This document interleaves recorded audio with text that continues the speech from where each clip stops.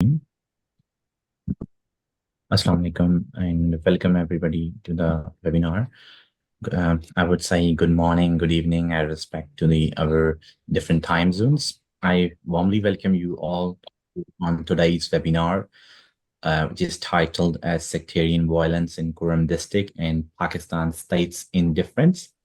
My name is Syed I am a researcher in the field of data science, and I have been working as a software engineer in different organizations, including government sector in Pakistan. So I'll be moderating this session, and I want to thank you everyone for taking out your precious time and to join us from different time zones, including Canada, Europe, UK, and Pakistan. So this webinar aims to shed light on pressing issues surrounding sectarian violence, particularly the challenges being faced by Shia community in Parachinar. Today, our distinguished speakers will provide valuable insights into the threat to ethno-religious communities in Pakistan and broader implications for the Pakistan and Afghanistan border. Now, I would like to call our first speaker. Before calling him, I would like to introduce him to you. So our first speaker is Dr. Sayyid Sibtain Shah. He's a PhD in political science and public administration from Central Europe. He's a former assistant professor from National University of Modern Languages, and he have been teaching international relations at National University of Modern Languages, and he also served as head of School of Political Science in Recording in progress. He has more than 12 scientific publications. Sorry, there's a distortion in my voice. Hello, am I audible? Yes. Okay. Carry on. Okay, I can just start over. So our first speaker is Dr. Syed Sibtain Shah. He's an expert on extremism and sectarianism. He's a PhD in political science from Central Europe. He has served as a former assistant professor of international relations at National University of Modern Languages, Islamabad. And he was a former head of School of Political Science in Minhaj University, Lahore. He has more than 12 scientific publications on different areas, including security studies, such as extremism, terrorism. So his expertise in understanding the systematic causes of sectarian tensions makes him an ideal speaker to discuss the threats to ethno-religious communities in Pakistan, specifically focusing on the Shia community of Parachinar. So I would request Dr. Sibtain Shah to take the floor. In the name of Allah, most merciful, the most beneficent. Thank you very much, Sir Syed Haidar. Dear speakers and the participants, topic of my presentation is threats to ethno-religious communities in Pakistan, the case of Shia population of Parachinar. Pakistan, a nation built on the principles of tolerance and unity of all segments of society, has long home to diverse ethno-religious communities. These communities contribute to cultural, social, and economic fabric of the country. However, over the years, the rise of extremism and sectarianism has posed a significant threat to various minorities in Pakistan, including non-Muslims such as Christian and Hindus, and as well as Shia community among the Muslims. As for the vulnerable community, the Shia population of Parachinar, located in Kurram district near Afghan border, has been particularly exposed to targeted violence and persecutions. I will explore in my presentation the specific threats faced by Shia community of Parachinar and the broader implications for ethno-religious harmony and security in the country. As for background of the Shia population in Parachinar, for the better understanding of the background of Shia population and demographic situation of the region, we should realize that the Parachinar is largely inhabited by 12 were Shia Muslims. Historically, region has been a center of Shia culture and religious practice, with its residents living relatively peacefully along with Sunni communities. Geographically, Kurram district is surrounded by 4 provinces of Afghanistan: Paktia, Khost, Nangarhar, and Logar.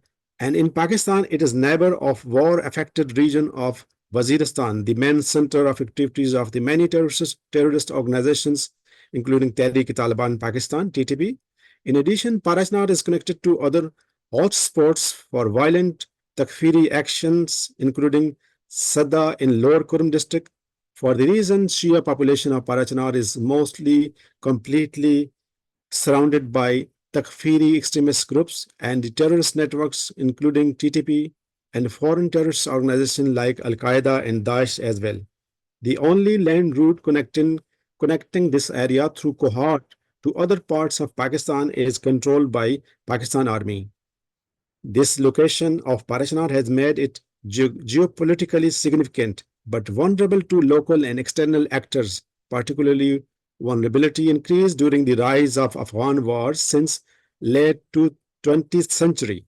The aggressive sectarian divide between Sunni and Shia has become more pronounced in recent decades, with the Parachnar becoming a flashpoint for sectarian tension. Pakistan security forces, under the pretext of security measures, set up extensive checkposts at the entrance and exit points of the area. But according to the many residents of Parachnar, despite of the claim of Pakistani military for security arrangements, Pakistan Army doesn't show its interest or seriousness in providing security to the Shia population, as the terrorist groups have repeatedly targeted these helpless people. History of the killing of Shias in Parachnar goes back many years. A large number of the people lost their lives in bloody conflicts in the name of sectarian violence in the region. The longest war in Parachnar took place in 2007 and many years after, during which Takfiri groups besieged the area for a long time. In this hostile situation, communication links were blocked, and it was impossible for the Shias of Parachnar to use road from Parachnar to other areas of Pakistan through Kohat region. In only 1 year, from January 2012 to January 2013, 635 Shia Muslims were killed in 77 terrorist attacks, and hundreds of them were injured, and thousands of them were displaced. Over the years, the violent Takfiri extremist group targeted the people of Parachnar through suicide bombing, target killings, and armed attack by light and heavy weapons, and killed innocent civilians, including women and children.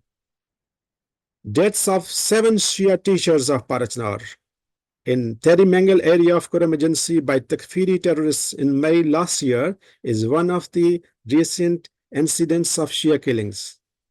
Last clash in Parachnar, which was started on the dispute of a piece of land in tribes of Bushera and Milikhel villages, was also converted to sectarian conflict and spread over the large region because Takfiri groups used loudspeakers of local mosques to show it as a Shia-Sunni clash. In 6 days of the fightings with heavy weapons, including rockets and mortars, more than 36 Shia lost their lives and more than 110 people were injured. The highways was closed and citizens were facing problems during the fighting. Nefarious intention and vested interest of local and foreign actors. This is a very important because there are interest of some local and foreign actors involved in this conflict. According to the reports, conflict, including sectarian clashes, are not in favor of local population, either Shia or Sunni, but there are elements other than two sides who achieve their vested interest and political agenda through these clashes. As Kurram district is situated on Afghan border, it appears a key transit point for militants, illegal arms and ammunition trafficking, and radical religious ideology fueling the sectarian tensions. The penetrable border has allowed the extremist groups to pass through region near Parachnar and carrying out attacks with assumed immunity. This has created a constant tension of insecurity, a constant sense of insecurity among the Shia population, who feel left alone by the state and vulnerable to further violent incidents. So what is the state response and specifically the failure of the state to protect the people of Parachinar? One of the most pressing issues facing the Shia community of Parachinar is perceived indifference or apathy of the state. Despite repeated attacks on Shia community, there have been a lack of constant and robust government intervention to address the root causes of the sectarian violence or to protect the Shia population from further threats. This has led to feelings of negligence and marginalization among the Shias of Parachinar, who often accuse the state of failing to uphold its responsibility to ensure their safety. Due to constant clashes, the local population continue to face frequent road blockade, limited access to essential services including health and education and electricity and communication facilities like internet and mobile, and lack of effective law and order. Moreover, the state failure to dismantle the extremist networks responsible for the violence has allowed the sectarian militancy to persist in the region. The involvement of the anti-Shia groups like Sipai Sahaba and Lashkar-e-Jangvi from other areas of Pakistan and foreign actors such as Afghan Taliban and ISIS Daesh has further complicated the situation, as the violent extremists and militant groups use Shia community in Parachinar as an easy target for their ideological and geopolitical ambitions. Implications for the regional stability. This is also one of the important subtitle of my presentation. The threats facing Shia population of Parachinar has significant implication for the regional stability, particularly given the closeness of this region to Afghanistan. Sectarian violence in Parachinar not only destabilizes the local community but also has potential to make worse border conflicts in the region.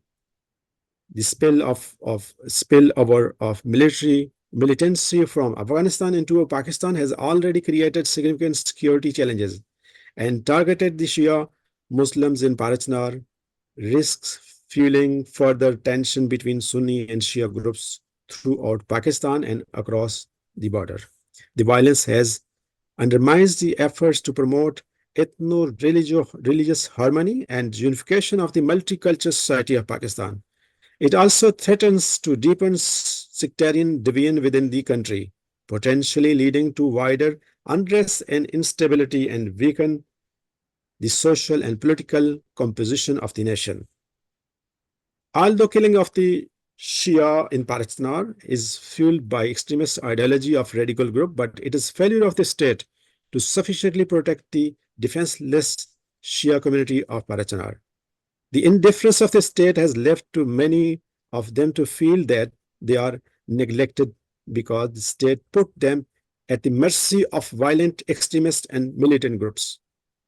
The negative impact of this violence on the innocent population, including women and children, has been particularly devastating, creating a cycle of poverty, trauma, and insecurity. Addressing these threats to the Shia community of Parachinar requires a wider approach by the state of Pakistan. The government must take decisive actions to dismantle extremist networks operating in the region, provide necessary security to the local population, and address underlying the social economic issues that contribute to sectarian tension. Additionally, efforts must be made to promote dialogue and reconciliation between the local communities to foster a more inclusive and harmonious society. Without such efforts, violence in Parachinar will continue to pose a serious threat to both Shia community and the stability of Pakistan as a whole. Thank you so much. Thank you so much, Dr. Sibtain and Shah, for your valuable insights and for shedding the light on the plight of Shia community in Parachinar. We have Dr. Waqas Bukhari. He is an associate professor of international relations at University of Lahore, Pakistan. So he's an expert on international and regional affairs. He holds a PhD degree in international relations from National Defense University, Islamabad, and he is author of many research publications on regional and international issues. I would like to request Waqas Bukhari to share his views. So much, Mujtaba. Am I audible? Yes. As Dr. Sibtain said, this is what the failure of basically a state. They are not providing security to Shia community in Pakistan. As in the recent past, we saw various incidents in Parachanar, similarly on the Zaireen. What the we can say the terrorists or the insurgents did with the local people or the Shia basically community. This is what a very horrible situation in the state.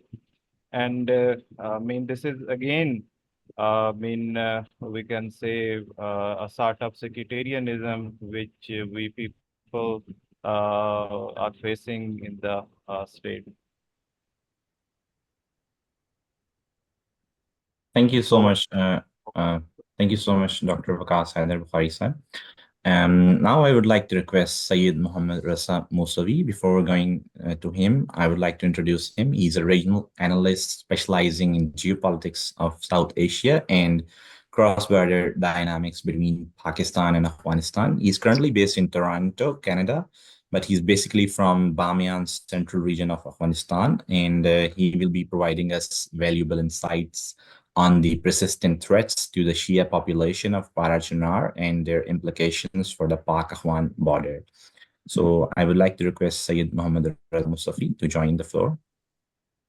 Syed Muhammad Raza Mosavi, before you are talking, though, I should mention that this Professor Dr. Syed Waqas Bukhari.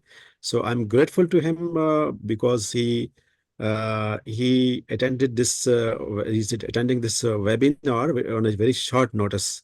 So despite of his a lot of engagements, he is participating in this webinar. So I'm grateful to Dr. Waqas Bukhari. Yes, please, Syed Muhammad Raza Mosavi from Toronto. Thank you so much, my brother, Dr. Sibtain, and also my brother, Sayyid Mujtaba, and other brothers. In the name of Allah, the most merciful and the most compassionate.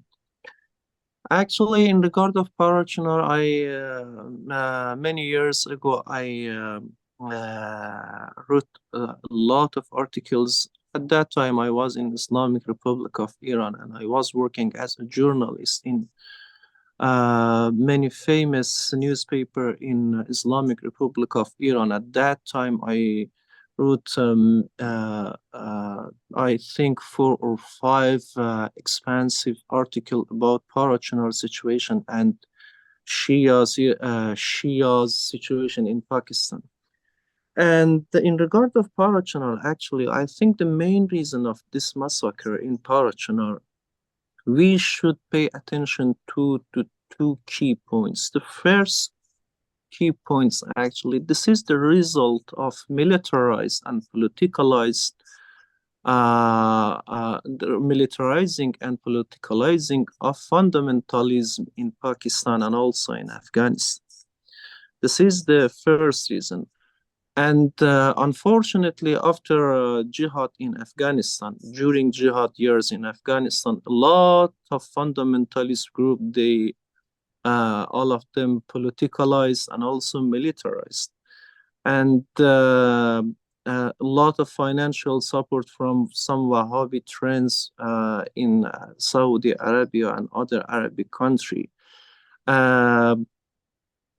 made them able to do a lot of military and politically movement in Afghanistan and Pakistan. Unfortunately, Parachinar is located very close to Paktia. And in this province, actually, the government of Afghanistan is also has no any perfect control over this area. Paktia, and other name is Khust, Nangarhar. Nangarhar is a little bit different, but in regard of Logar and Paktia, this area always problem maker even for Afghanistan. A lot of Al-Qaeda militants now they are living over there. A lot of fundamentalist group from Central Asia, they are living over there. And also because of Durand line, this is another problem. They can go they can go inside the Pakistan without any serious problem. I don't know what's going on in Waziristan. I don't know actually what's going on. It's very big question for me because Pakistan has very big army, and I think you can you can put Pakistan's army between 10 first armies in the world. Very famous army, and I don't know why the army of Pakistan, they are not able to harness fundamentalist group at that area. It's actually a very expensive question and very big question, and I should only Pakistan's general commanders can answer this question. But due to Durand line and also weak of government in Afghanistan, unfortunately, Parachanar is one of the victims in this story. In 2007, at that time, I was working with the university in Afghanistan. At that time, I had an interview with a Taliban judge.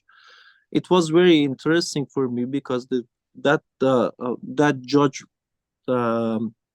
officially belonged to Taliban, and without any limitation, he was living in Afghanistan. At that time, he mentioned Waziristan will be purified soon. And it was very interesting for me. What do you mean? And at that time, Kurram agency word mentioned by that judge, we will purify this area. And fortunately, that judge didn't know I'm Shia, and he told me a lot. He told a lot of plans, and also about a political agent. His name was Salim Khan, and Salim Khan, I think this guy is very famous man at that area, and we have a lot of connection with Waziristan and also with Kurram agency. We will purify this area. And unfortunately, these groups, not one, not two or three, they are a lot of groups from Afghanistan, from Central Asia, and also Pakistan. But this another key points that should pay attention to this, unfortunately, re-rise of Taliban in recent years. The first time when Taliban started their movement in Afghanistan, this is Dr. Sibtain and also other political science scholars very well understand this point. When they started their movement in Afghanistan, and in 1996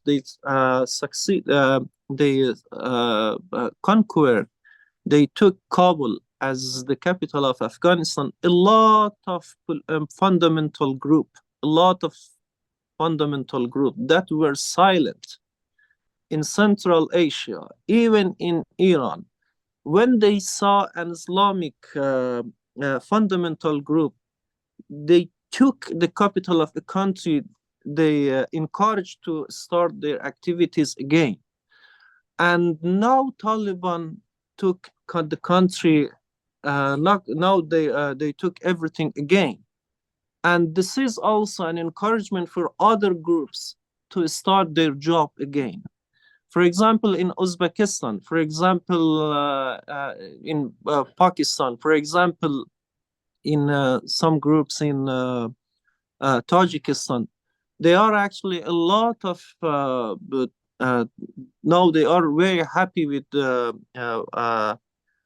Taliban situation in Afghanistan, and they will start their activities soon. And according to these points that I mentioned, unfortunately, I don't see any clear future for Parachanar. But we should do, we can do a lot of things. I mentioned in previous session some points. I don't want to repeat them, but I think Parachinar massacre should not be a silent massacre. And we can talk in this regard. We can, now I'm talking actually with some of my Pakistanis brother, and I asked you guys to please arrange with other Shia Pakistanis and communities on all the world. We should go in the street in the same day about Parachinar situation, about Parachinar people. Our brother and sister are over there under very, very bad situation, and we should be voice of them. And in this regard, I cannot add anything because my scholar, Dr. Syed Sibtain, mentioned a lot of good points in this regard, and also my other brother from Pakistan. Both of them are scholars of political science, and from Pakistan, the information is very exact from the situation of the area. And I give my rest of time to other scholars to mention their key points in this regard. Thank you so much, brothers. I'm in your service. Thank you so much, Mr. Raza Mosavi, from Toronto, one of the important cities of Canada.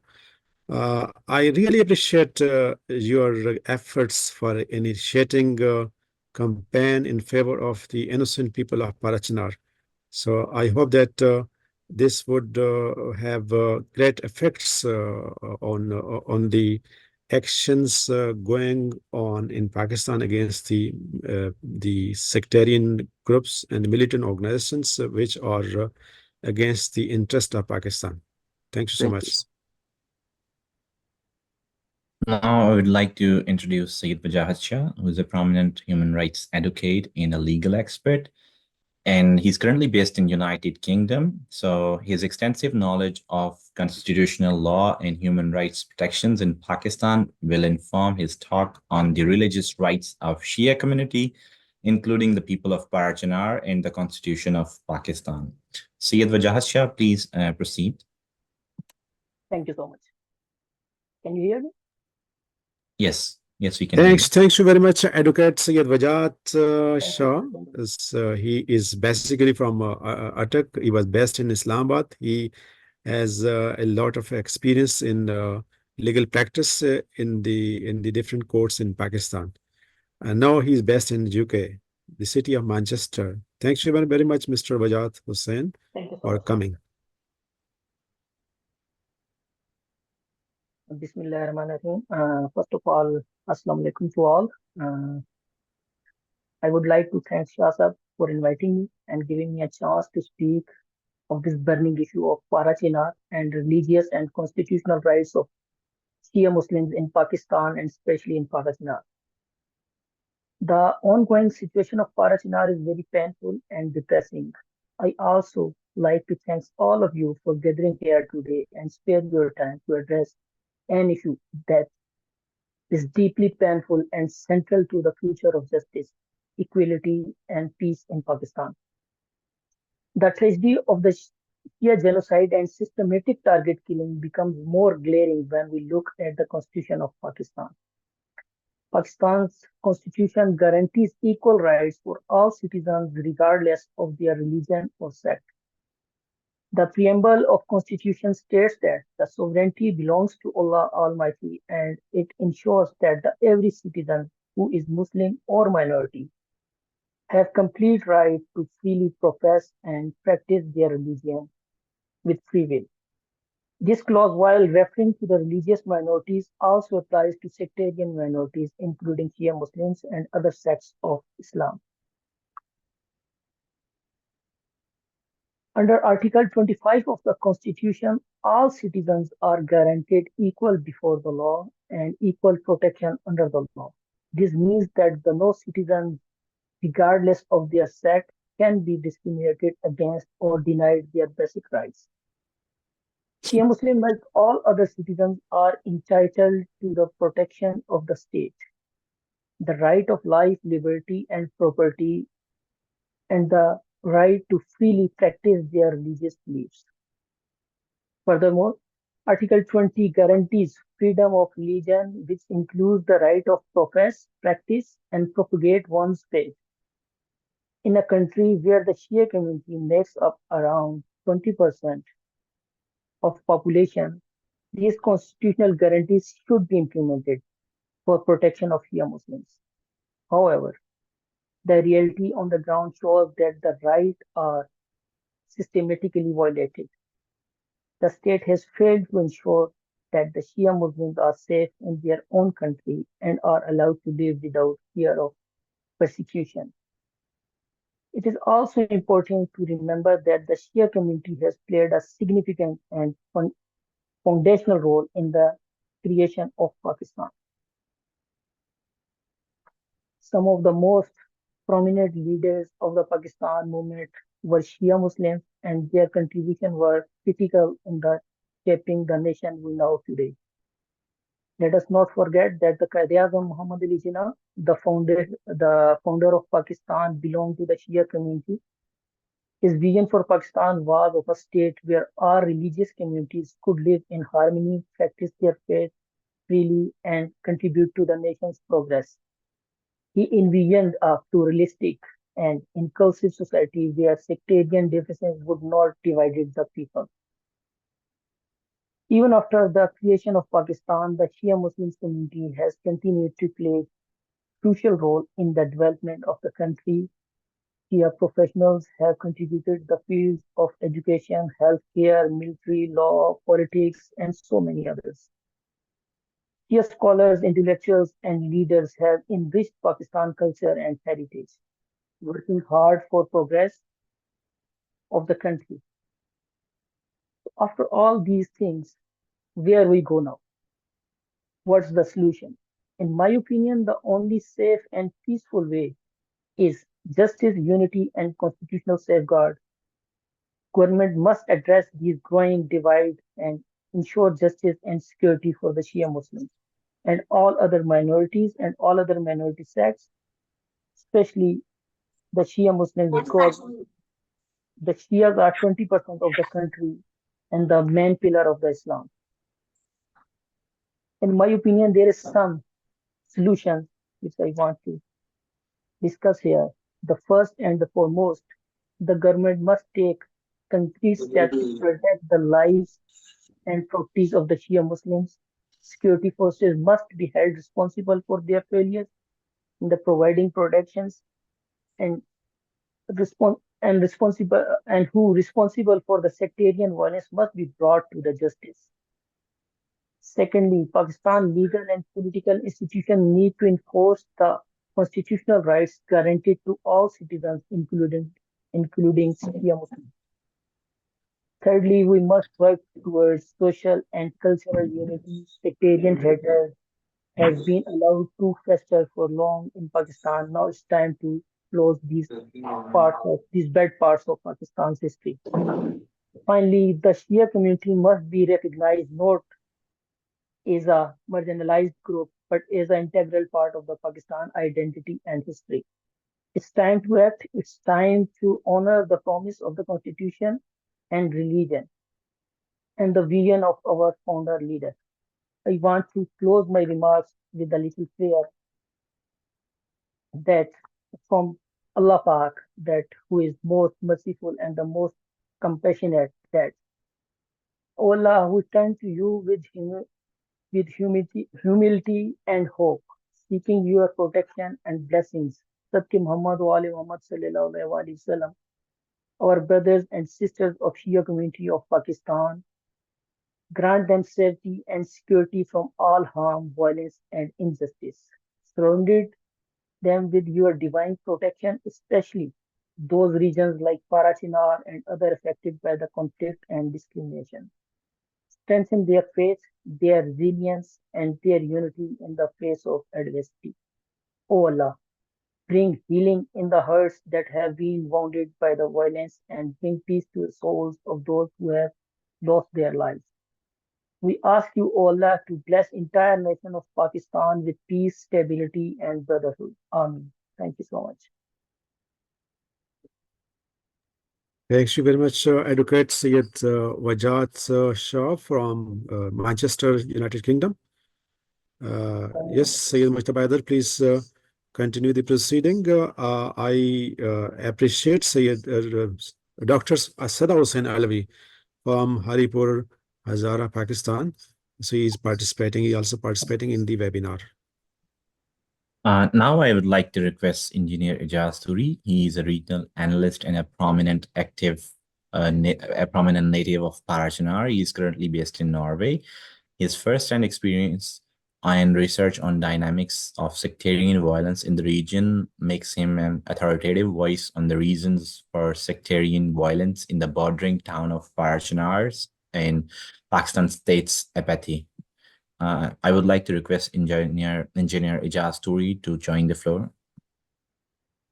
Thank you very much. I have created a very short presentation of a few slides. I thought it would be good to show some text in parallel to when I'm speaking. So let me see. Let me take the things in control so that I go into the presentation view.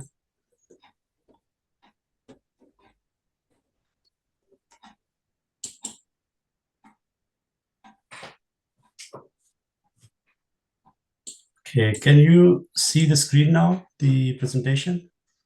Yes, please. Yes. Yes, we can see. Wonderful. It's very impressive. Thank you.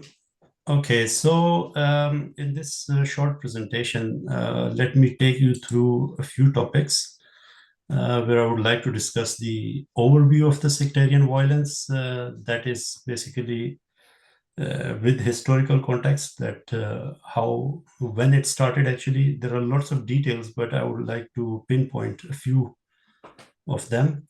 And then what is the current scenario, and what efforts could be made to address this issue if we have to take it further. So sectarian violence against Shias in Kurram district that has been ongoing for many, many years. I would say that there are some documented and some undocumented incidents, because it basically goes back to the time of when the British used to rule that part before Pakistan came into being.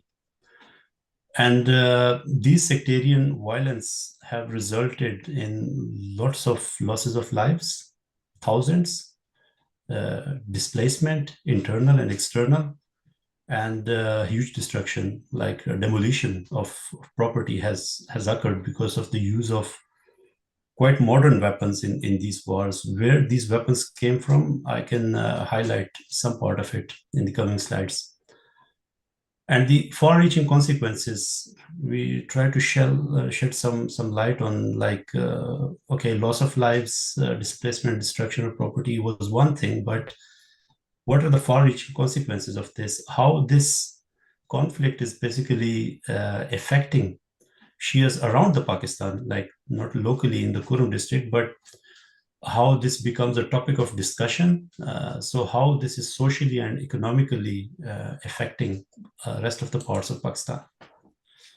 So let's take a look at the historical context. Most of you will be listening to this. If you are listening to the media outlets, they will call these land disputes. Well, it's partially true that there are land disputes between different villages, but this has existed a long time. The jirga system, where local tribes who have some appointed seniors from their tribes, they sit together and try to solve the issues. But the jirga system have been unable to solve these issues. Whereas the documentation of how the land should be partitioned between the Shia and Sunni villages, that do exist. And if we take a look at the sectarian clashes, this does not include the small clashes that have happened on a limited scale, but the huge clashes, like which actually took over more than a village or quite numerous villages. The first one was in 80s, around in 86 and 87 time. Now, why it started actually in 80s? Because the violence was even before that in 70s as well, but 80s was a special time. If you talk to certain law enforcing agencies, people in Pakistan, they would say that the Shias in Kurram district had been a threat since 80s, especially when the Islamic Revolution in Iran happened. So the law enforcement agencies have this idea in their mind that that the Shias in Kurram can start such revolution, which can basically prevail to the rest part of the Pakistan, because Shias are, you can call them a minority, but actually they are not minority. It's a huge population if you talk in numbers. So they had this thought, and we had law enforcement agencies, checkposts spread throughout our area. But now, if I say that this was not quite true, because our leader in that time, Shahid Arif Hussain al-Hussaini, he had been a person, everyone knows about him, that he always emphasized on the brotherhood between the Shias and Sunnis. So there was nothing like Iranian revolution in the making, in the background, but our people became target of this thinking through our law enforcement agencies. There had been a worst blockade of the area in 2007, from 2007 to 2011. Dr. Sibtain have quite well explained that situation. So during these 4 years, the people in Kurram had no passage, had no route to go to the cities like Islamabad and Peshawar. People need to go there because we don't have good facilities of hospitals. So any critical situation patients have to travel to these cities.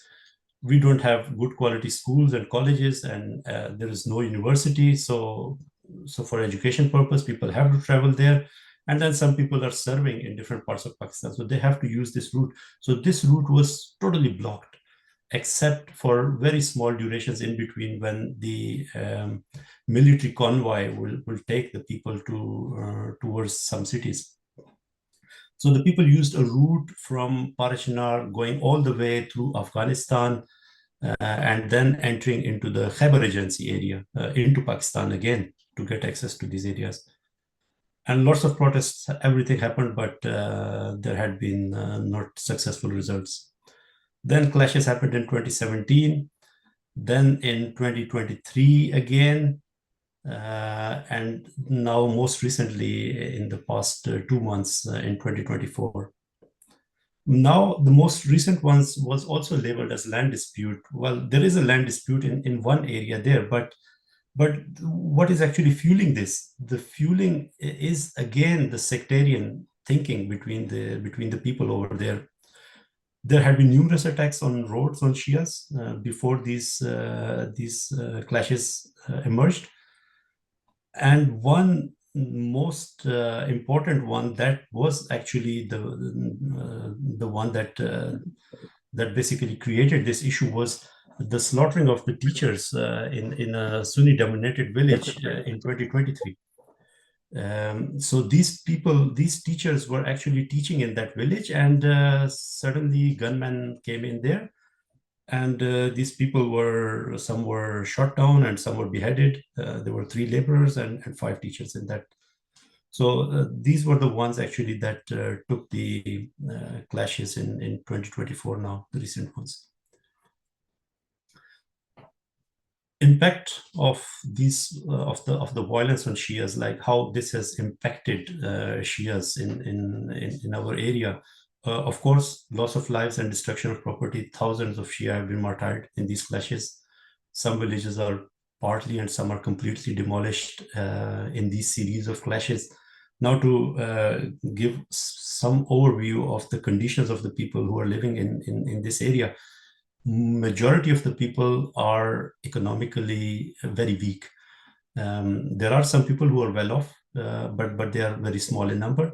So, and the people, the villages who are the ones who are primarily targeted in these clashes, like who are neighboring to some of the extremist Sunni villages, those are the people who are actually economically weak people.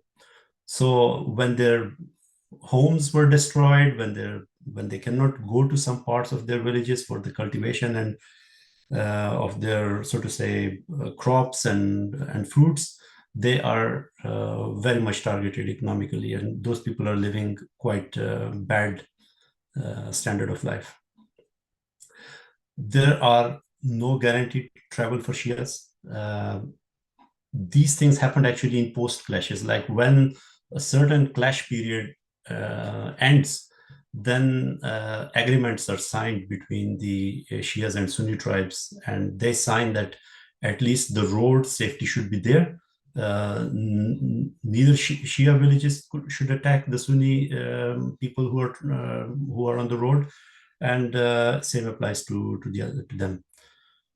But what has happened that we have taken quite many losses on the road when people were traveling, and this was again one reason that the law enforcement agencies were not giving any guarantee of the people traveling by road in between 2007 and 2011, because hundreds of Shia people have been killed in this. They were unarmed, they were taken off from the vehicles, and then they were killed. There had been displacement internally and towards external areas, like people have displaced from their own villages where they had their land to some other villages which are safer.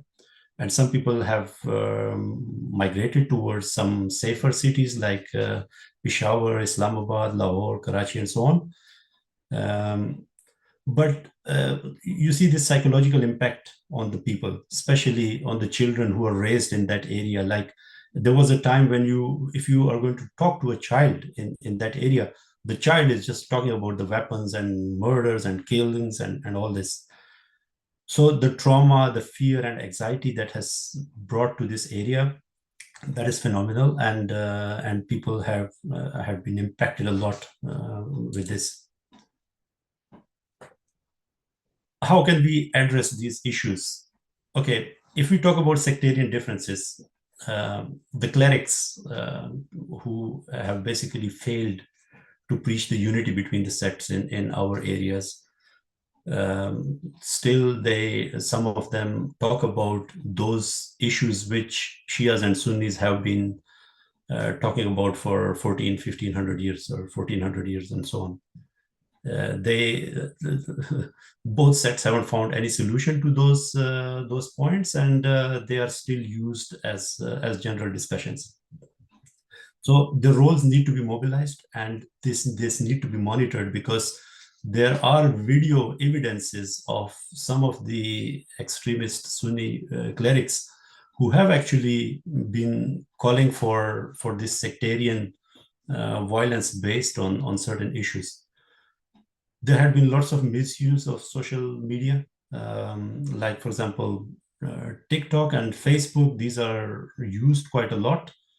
And people have been using fake profiles, and they disrespect the sacred personalities on both sides. So like one person starts, and then the rest also start. And you will say that, everyone will say that I did in response of that.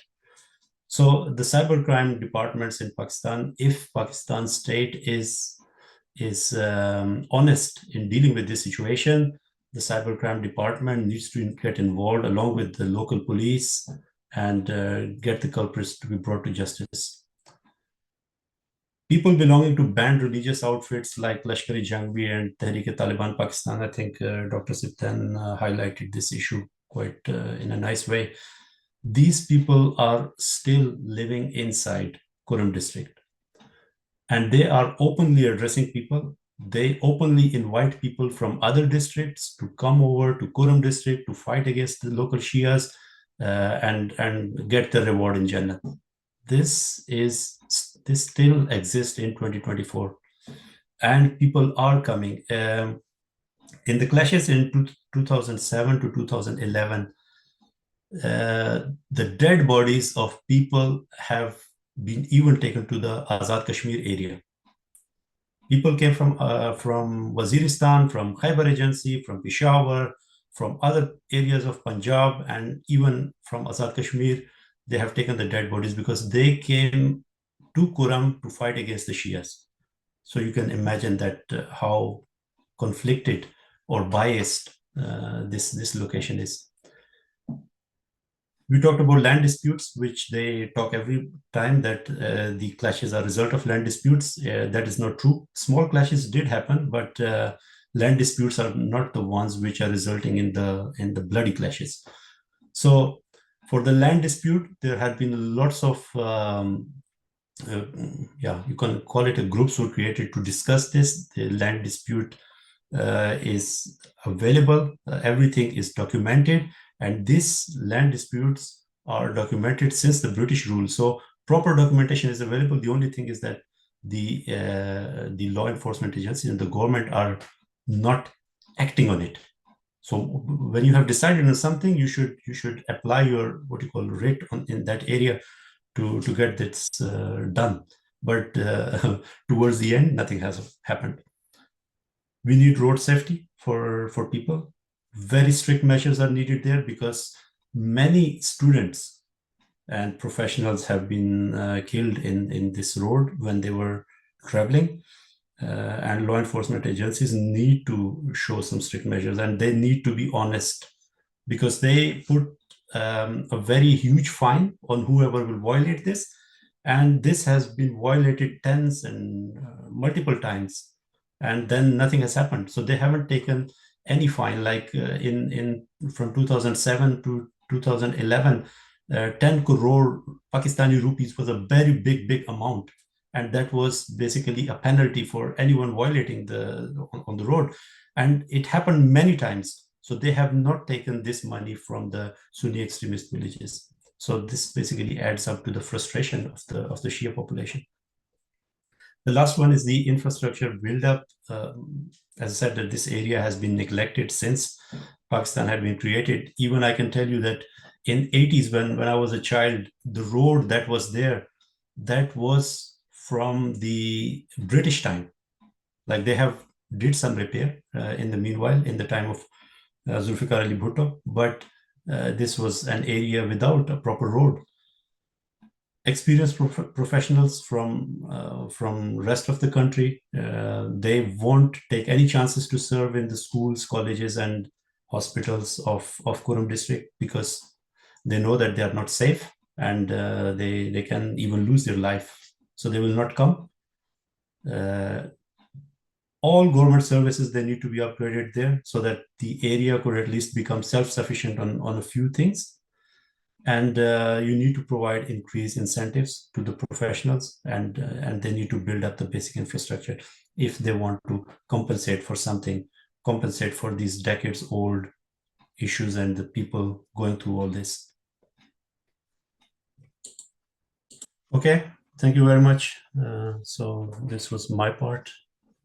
Thank you very much, Mr. Ijaz Toori, giving comprehensive picture of the situation in Parachinar and the areas around. So your recommendations are very important. I think these would be helpful in resolution of the problem in Parachinar. Thank you very much, Mr. Ijaz Thank you very much, and thanks to all of you. Now we have Ms. Syeda Riffat Sultana, a legal expert and advocate who has been working on issues related to women's and children's rights in the conflict zones. She will be addressing on the topic, the silence on the violence in Parachinar and its impact on women and children. Yes, Ms. Syeda Riffat Sultana, the floor is yours. Bismillahirrahmanirrahim. Assalamu alaikum. It is an honor for me to talk about the sectarian violence in Parachinar. Tradition of Prophet, peace be upon him, if you see something evil, stop it with your hand. If you can't stop it with your tongue. If you don't have power to do it, then feel bad in your heart, and this is weakest level of faith. My topic is silence on the violence in Parachinar. Why I choose this topic? From many days, I was searching about the violence such as Shia killing in Parachinar, in National Assembly, in Senate, in Provincial Assembly, in courts, police stations, other responsible institutions, in newspapers, in news channels, in talk shows, in social media, in the religious and political leaders' speeches and human rights organization, but everywhere is silence about the reality. Government and opposition are busy in confrontations. TV channels are inviting political parties members for discussion on confrontations, propaganda, and statements of political leaders to increasing their rating. Instead of establish law and order in the KPK, governor and chief minister are accusing and threatening each other. Chief Minister also accusation and threatening the federal government for the political objective. If someone wants to speak about the violence and innocent Shia killing in the Parachinar, nobody wants to listen. A few days ago, Hamid Hussain, a member of National Assembly from Parachinar, tried to talk about the killing Shia in the recent session of National Assembly. But he was not allowed to talk more because the session was adjourned by the speaker. I tribute the organizer and the speaker of the webinar for at least raising the voice on the Shia killing in the Parachinar at international level. I believe this sound will prove to be the first drop of rain. I hope that after this webinar, break the silence and stop the innocent killing. It will provide a peaceful solution of the Parachinar issue. I want to highlight the impact of Shia killing on women and children in Parachinar. Quran says, whoever kills one, it is as he has killed all mankind. And whoever saves the life of one, it is as he saved the life of all mankind. From many decades, there is violence and isolation has worked as a cancer on the people of Parachinar, especially women and children are its worst victims. An entire generation has been destroyed and pushed them into poverty. Killing of men has left many women, widows, and children orphans, forced them into lives of misery, insecurity, and deprivation. There are multifaceted impacts of these killings on the lives of Shia women and children. Loss of their beloveds. Due to violence, many men killed and injured. Financial hardships. Women and children are dependent on male family members in case where men are killed or injured in the violence. Women find themselves without source of income. Limited economics opportunities. The violence has disrupted local markets and agriculture, which are primary source of income. For women to access financial independence is severely limited as lack of opportunities to work or start small business in the violence zone. Dependence on aid. Many families have become dependent on the external aid and humanitarian assistance, which is often unpredictable and insufficient to meet their long-term needs. Displacement. The violence has forced many families to leave their homes, resulting displacement, women and children facing many problems. Education. School and colleges are often closer and insecurity disrupt education. In metric, many students did not pass the exam. The literacy rate decreased in violence zone. Health. Limited access to health care destruct the health infrastructure, lack of medical professions, shortage of medicines. Many women have died of bio-obogeny complication. The polio vaccine campaign is also not active. Malnutrition and disease. Due to poverty and disruption of the food supplies, children are at the risk of malnutrition. Poor hygiene and lack of access to the clean water also cause of the many disease. Mental health. Death of their families members and other problems cause deep psychological trauma. They suffer from TSD, depression, and anxiety. Emotional impact. The violence environment emotionally affected the lives of women and children. Fear and insecurity affect their mental well-being, making difficult to feel safe and are hopeful in future. Isolation, the breakdown of community ties and limited social interaction, heightening feeling of loneliness and helpless. Grief, the loss of family members and fear of losing more loved, leading to prolonged grief. Children's development. The emotional turmoil disrupt children's mental and emotional growth, affecting their ability to learn, feel secure, leading to long-term psychological challenges.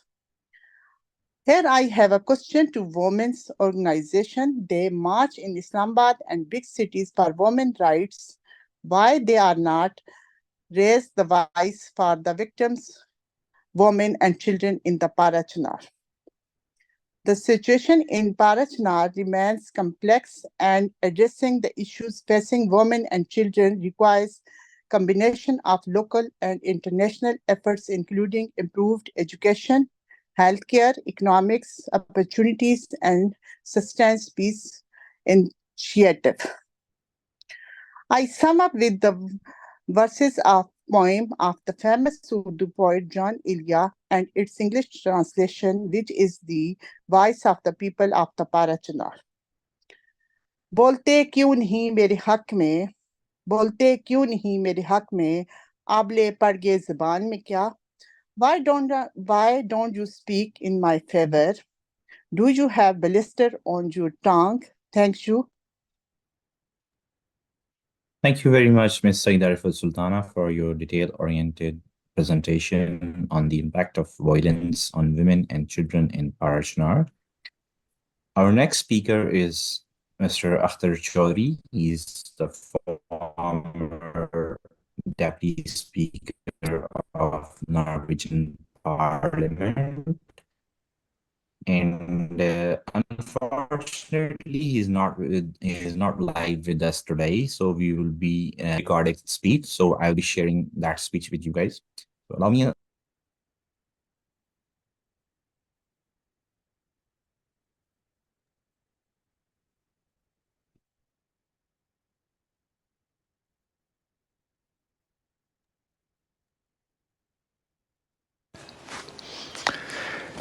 Dear friends, who we are is defined. Please let me know if the audio is, if the screen is audible. Yeah, it's clear. Dear friends, who we are is defined by who we choose to stand with. Do we stand with the oppressed, those fighting for their rights, justice, and dignity? Or do we align ourselves with the oppressors? Do we support and fight for human rights, equality, diversity, and equal rights for everyone, regardless of faith, color, creed, gender, tribe, or social status? Or do we support those who violate these rights, either actively or passively by doing nothing? We have two sets of standards to comply with. The first is human-made standard, starting with the Magna Carta, and today framed in the Universal Declaration of Human Rights. We, as humans, have made this effort to value ourselves, our own dignity, and to ensure that those with power, money, guns, and large tribes do not violate the vulnerable among us. The second standard is what our Creator has revealed to us. We are equal in His eyes. He has created us free and equal. We are free to worship whoever we choose, or even not to worship anyone at all. If Allah wanted us to believe in Him, or be Sunni, Shia, Brelvi, or anything else, He would have made us to do so simply. But He has created us and given us and granted us the choice. Every individual has the right to choose their own fate and be accountable only to Allah. Dear friends, as a Muslim, I believe that both these standards, man-made and divine, firstly give me the right to choose my own path, and secondly, compel me to respect others' right to do the same. I have a double obligation. We all have a double obligation, and we are obligated to raise our voices when these rights are violated.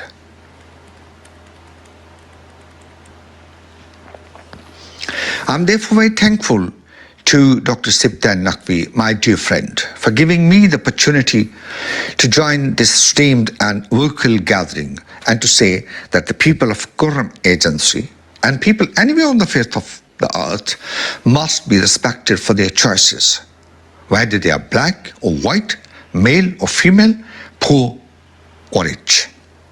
It's a pity that the people of Parachna, a large area of Kurram Agency, are deprived of many basic rights. They sometimes use the route to Afghanistan to return to their homeland, Pakistan, because the route from Kohat is often controlled by terrorists. It is the responsibility of the state of Pakistan to protect the fundamental rights of these people without any religious or ethnic discrimination. Dear friends, let me conclude with this note. It is the responsibility of those with power to make laws, build institutions, and foster attitudes that ensure the safety and dignity of people in Kurram Agency and the rest of Pakistan. Dear friends, I wish you a prosperous meeting. Thank you for listening to me, and farewell. I'm grateful to Mr. Akhtar Chaudhary for participating in this webinar through his recorded video. So he is a prominent Norwegian Pakistani politician. He was the Deputy Speaker of National Assembly of Norway twice, and he is a very active person in political and social activities in Norway. I'm grateful to him.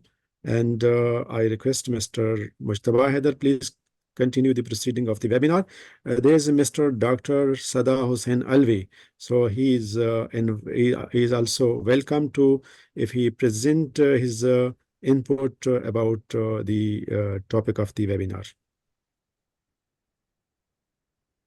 Mr. Sada Hussain Alvi, are you there? Can you turn off your mic and then talk?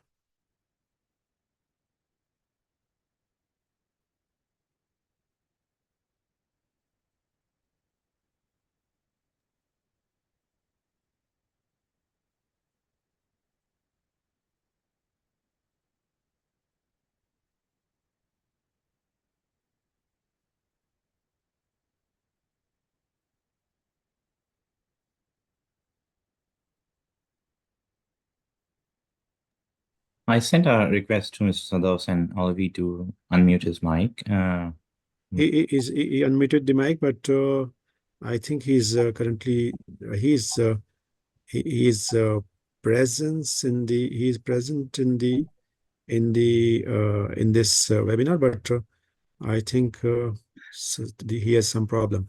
So you can continue the proceeding of this webinar. Sure.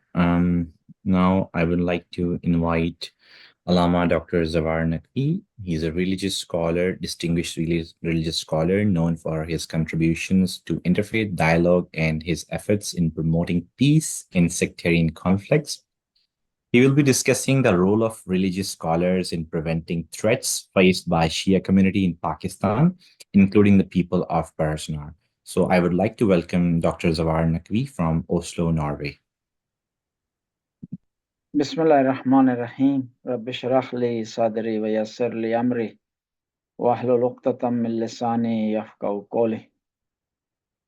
First of all, I would like to greet to all participants who is present here, and I will be begin my speech with basic points. In Pakistan,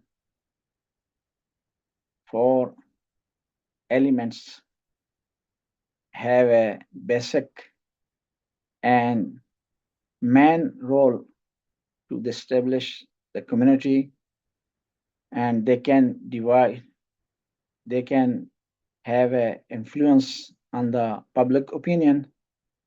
First of all, media, including print media, social media, and other kinds of media. Other one is bureaucracy, who makes the policy for the Pakistani societies and environment. The fourth one is establishment. But the third one is special establishment, and 4 is religious societies, ulama, madaris, mosques, and worship places. And the ulama, they have a main role on the society. And other side, we are facing a society who is tired from the economical situation, political situation, and they haven't any kind of judgment power.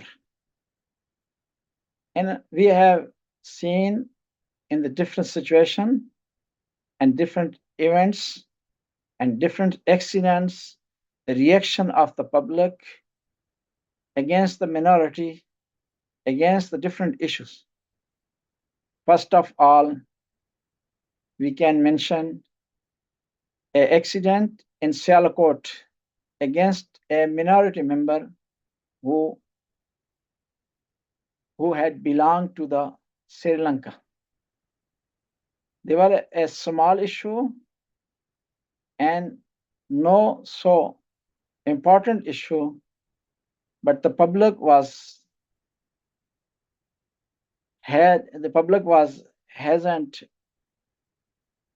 they haven't any deep knowledge of humanity and the religion. So they made a bad reaction against a minority member. Other ones, we can judge another example in Lahore. A lady came with a dress she was wearing with a Arabic words halwa, and people has been mad against her with a non-issue, non-important issue, and public gathered against her to kill her. In this situation, in this position, ulama has an important role to educate the people, to aware the people about the right paths and right Islamic education and teaching. But we can say with the sorry, ulama didn't teach the people, but ulama got the people more angry, more aggressive, and use this situation in the favor of their economically issues and make their popular in a society. After of Iranian and Islamic revolution and Afghanistan war and Kashmir Jihad, our establishment created the society and used the Islamic element in his favor to establish, to create a society against the minority.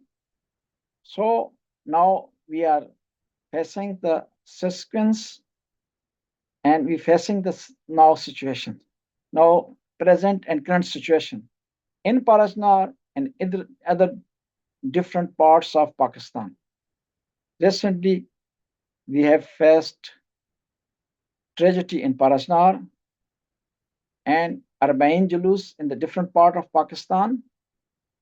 Zairine convoy has been attacked by the militant group, but there are no effective steps against this critical situation.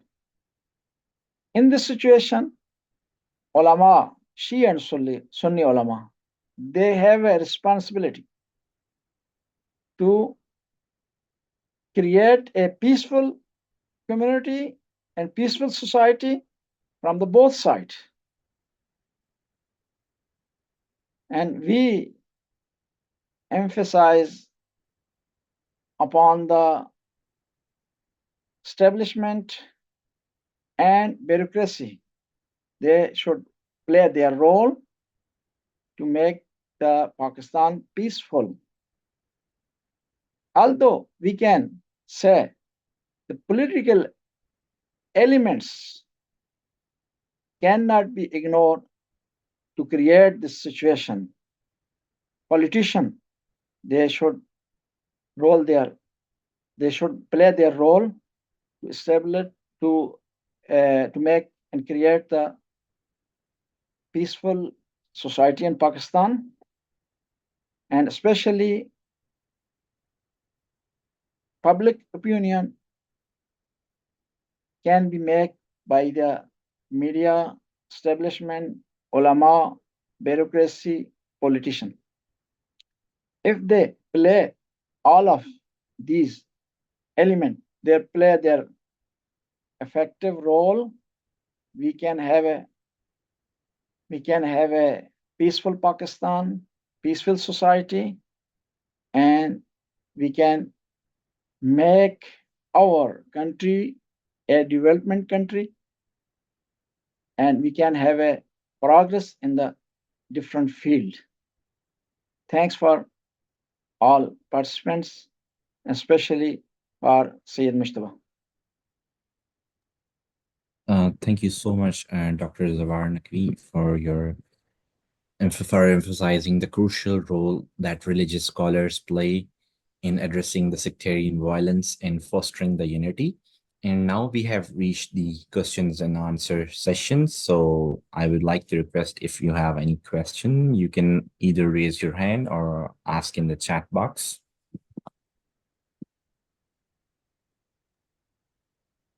Thank you very much, Syed Mustafa, but the chat box is not open for everyone.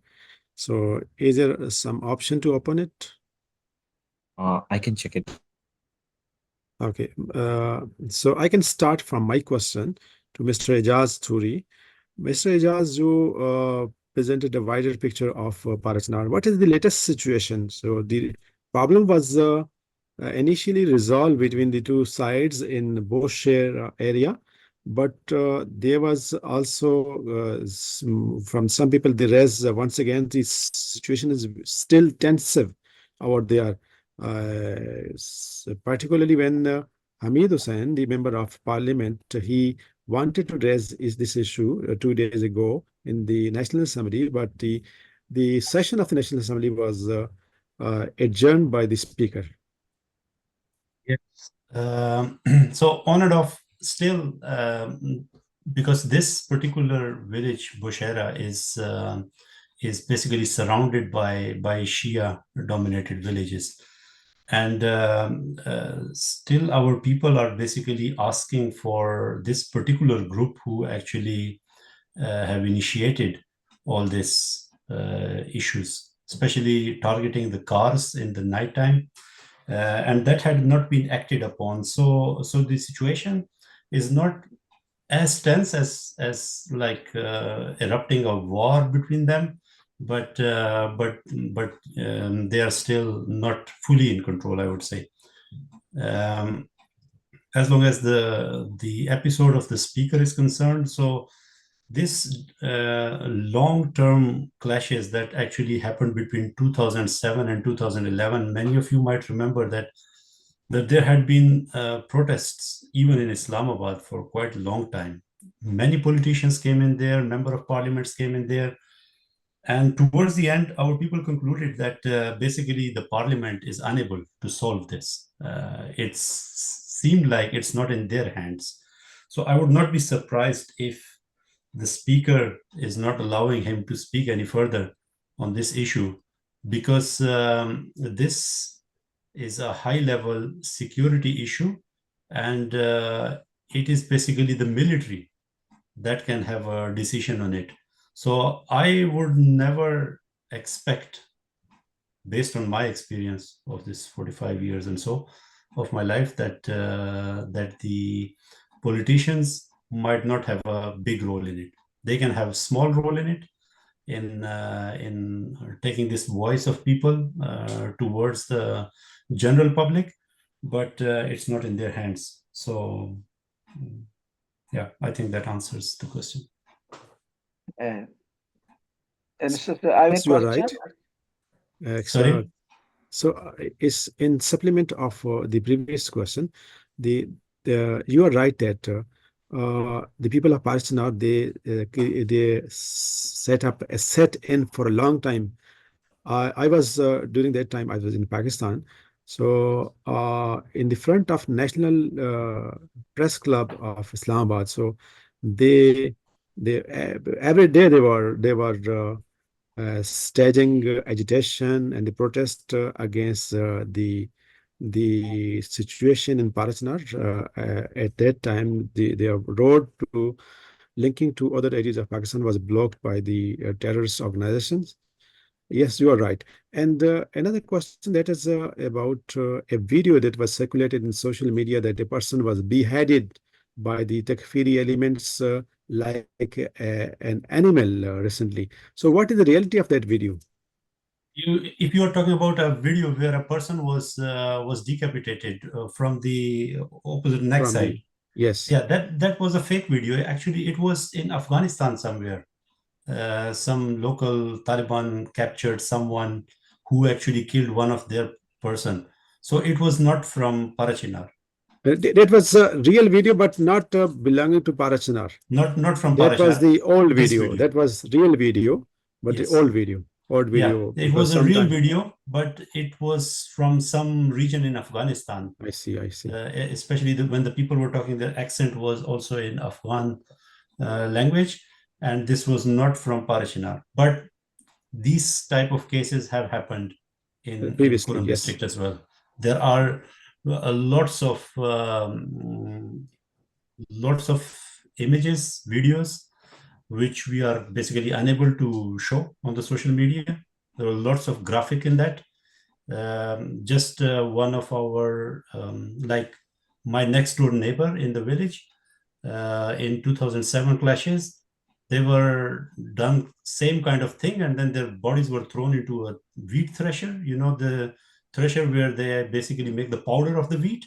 So like they basically totally made the mince out of them. So these things have happened.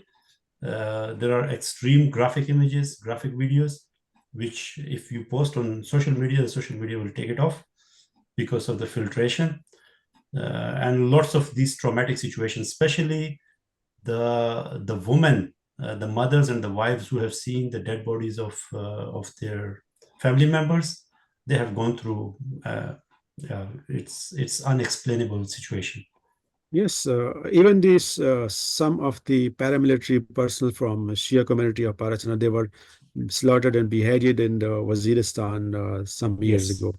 Yeah, some are poisoned, some have gone through, because as I said, in the far-reaching aspects of these clashes is that it's not only limited to Kurram, but the people who are living in other side of Pakistan, they are also affected by it, because this extreme religious Violence. lessons and violence through the clerics in the extremist Sunni groups, they have actually penetrated into minds of people, and they have done these type of things in many other parts of Pakistan too. Yes, Dr. Syed Zawar Hussain. Yes, sir. I have a question regarding to Parashnar, to the Mr. Ijaz. Okay. How we can help the people of Parashnar? People of You mean Parashnar. humanitarian assistance, charity, as human being? Okay. Yes, sir. Yeah. For the charity part, like I think the better source is always this Shaheed Foundation. They have done these type of aid programs in the past as well. There are some local organizations as well, like the we call it Markaz in Parachinar, and they basically distribute any aid between the affected families. Some people can do it locally as well. But yeah, I would recommend these two channels because they are more reliable.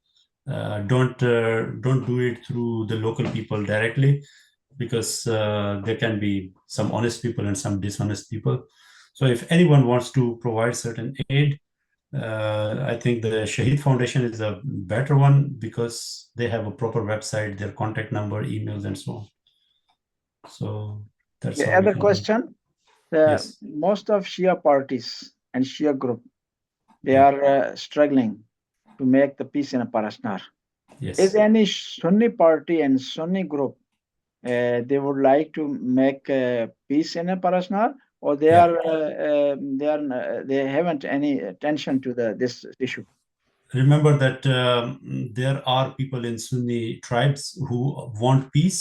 They are fed up with all this situation, because the way we have struggled economically and violently and so on, they also have struggled a lot. So when I said that the properties were demolished, it was not only on our side. Our people have fought back, and they did the same to the Sunni villages as well. So there is a very prominent person called Abdul Khalik Pathan from the Sunni tribes. He's a very well-spoken person, and he has protested on quite a few platforms. He's leading those people from the Sunni tribes who want peace in the area. And this, the ones who don't want the peace in this area, is called Eid Nazar. He's a member of Lashkar-e-Jhangvi, and he has been a prominent figure there. And they are the ones who are igniting it. Yeah.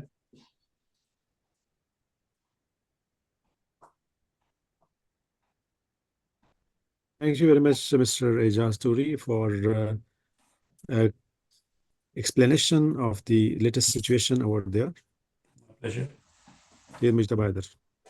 Yeah, I would like to request Dr. Sibtain and Shah for closing remarks, and after that we would go to the prayers.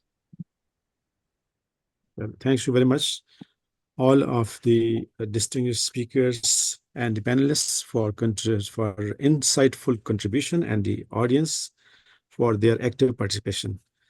Throughout the discussion, we have deepen our understanding of the complex dynamics of sectarianism in Pakistan, particularly challenges faced by Shia population in Parachnar.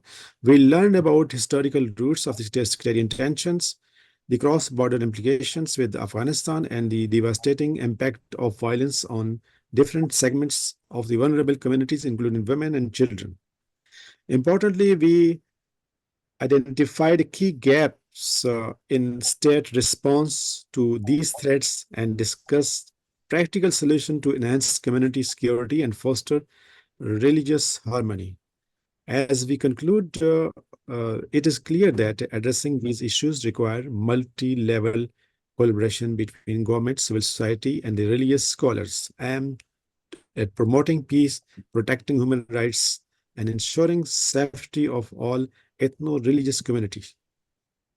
I encourage all of you for sharing your knowledge today and call for the policies that ensure the security and well-being of these marginalized groups, particularly Shias of Parachnar. Thanks once again to everyone who participated, and let's remain committed to building a more peaceful, inclusive, and secure future for all in Pakistan. Thank you very much. One thing more I want to add that was mentioned by Syed. Your mic is muted. Yes, that was mentioned by Syed Wajahat Hussain Advocate, the vision of Muhammad Ali Jinnah, the founder of Pakistan. So addressing all Pakistanis, either the Shia, Sunnis, Pathan, Sindhi, all of the segments of society, that they are equal in light of the state under the Constitution of Pakistan, especially. So the Constitution of Pakistan is providing rights to everyone who is living in Pakistan, either Shia, Sunni, Muslim, or non-Muslim. So that is that the vision of Muhammad Ali Jinnah is a proper and useful guidelines for the future policies of Pakistan. Even it is a guideline for all segments of society that living in Pakistan. Even Muhammad Ali Jinnah, he was the founder of Pakistan. He was as his faith, he was Shia, but he treated all the people in Pakistan on equal basis. Thank you so much once again. Thank you so much for your closing remarks. And now we will proceed towards the prayers. Before going to the prayers, I would like to have the recitation of Surah Ibrahim, ayat 42 to 44, which is about the wrongdoers. So may I have the permission to play the audio?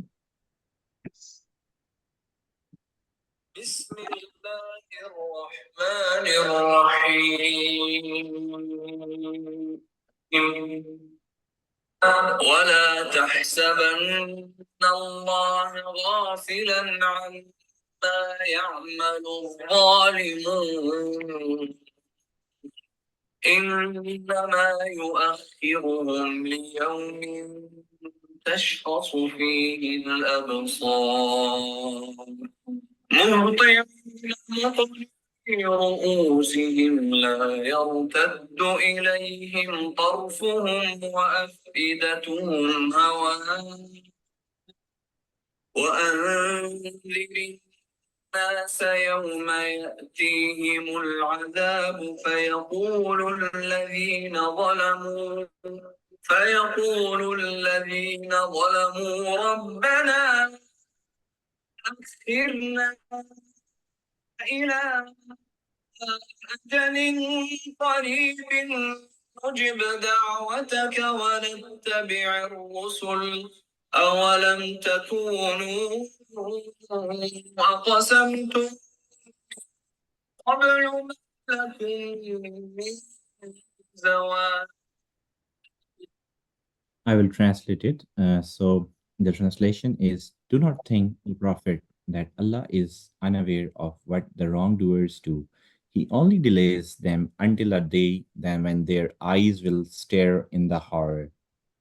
Rushing forth, heads raised, never blinking, hearts void.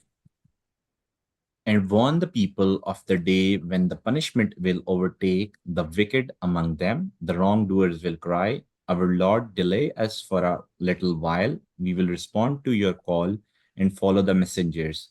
It will be said, "Do you not swear before that you would never be removed to the next life?" So now I would like to request Dr. Syed Zawar and Naqvi for the prayers. اللهم صل على محمد وآل محمد وسلم على محمد وآل محمد وبارك على محمد وآل محمد. O Allah, respect our worship and count this session in our worship, and everyone who has served to the humanity, success them. Everyone has make tragedy against humanity, guide and lead them a right path. Shuhada of this accident, especially Parashar tragedy, Allah gathered them with the Shuhada Karbala and gave them a high rank in a paradise. And participants of this session, Allah gave them a reward in this world and after this world. Allahumma salli ala Muhammadin wa ala. Thanks once again for participating in this session. To all of you. Bye for now. Thank you. Jazakumullah khaira, brothers and sisters. Thanks you, Mr. Raza Mosavi, Mr. Ijaz Toori, Dr. Zawar Hussain, and I'm also grateful to Syed Mujtaba Haider for conducting and moderating this webinar. Thank you for your